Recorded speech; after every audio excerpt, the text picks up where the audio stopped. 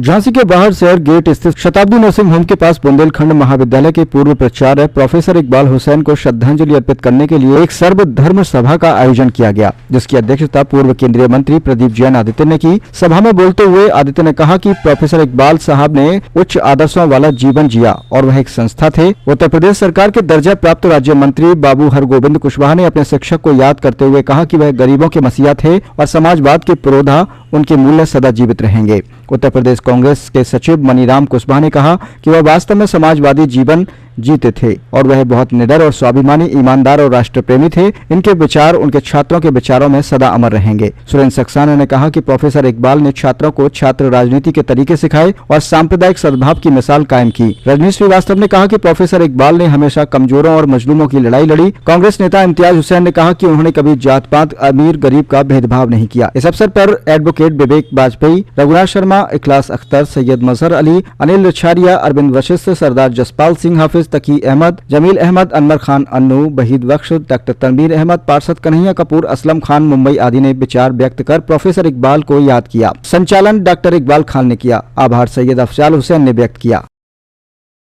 की एक बहुत बड़ी शख्सियत प्रोफेसर इकबाल हुसैन, जो बुंदेलखंड महाविद्यालय के प्रिंसिपल भी रहे, कम्युनिस्ट पार्टी के बड़े नेता रहे और इतने अखलाक के धनी थे वो कि पूरा बुंदेलखंड उनका सम्मान करता था। हजारों पढ़ाए हुए उनके पॉलिटिकल साइंस के वो प्रोफेसर थे, बाद में प्रिंसिपल भी बने।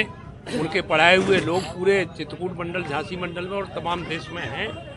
उनका इंतकाल होने पर उनको खराज अकीदत पेश करने के लिए हम लोग यहाँ एकत्रित हुए हैं और आज हम लोगों ने ये प्रण लिया है कि वैसे भी हम लोग उनके शिष्य तो हैं ही, पॉलिटिकल साइंस में BA में पढ़े, MA में पढ़े और वो 70 का दशक था। आज से 40 साल पहले हम लोग पढ़े उनके कि हम लोग उनके बताए हुए मार्गदर्शन पर चले और वो बहुत ऐसी अजीम शख्सियत थे कि उनकी भरपाई पूरी तो नहीं हो सकती, लेकिन उनके पदचिन्हों पर चल करके हम इंसानियत को, अखलाक को, उसके वजूद को, सर्वधर्म सद्भाव को, मानवता को, प्रेम भाईचारे को कायम रख सकते हैं। यही हम लोगों ने आज व्रत लिया है। इकबाल साहब के बारे में जितना कहा जाए एक पुराण बन सकता है, एक ग्रंथ बन सकता है। सिर्फ इतना उनके लिए पर्याप्त नहीं होगा।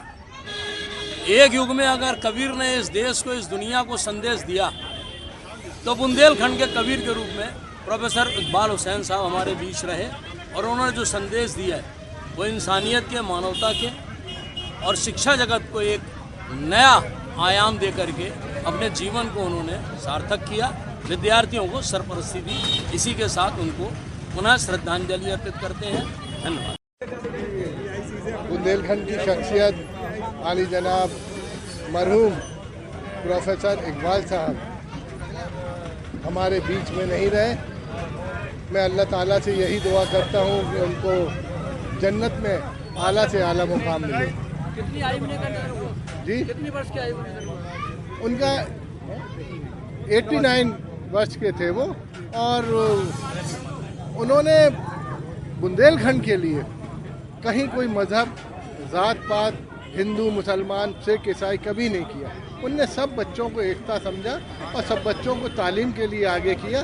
जभी तो आपने देखा कि हज़ारों की संख्या में यहाँ लोग आज इकट्ठा हुए हैं।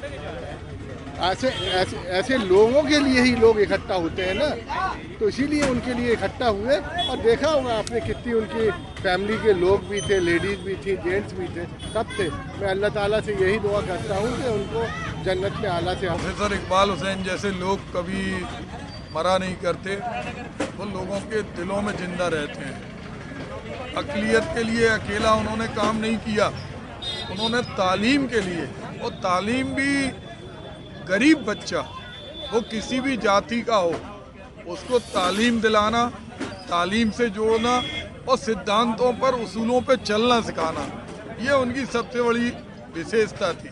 और यही कारण है कि वो पूजा और इबादत से बड़ी तालीम को मानते थे। वो जानते थे कि जब तालीम होगी तो इबादत भी होगी और पूजा भी होगी।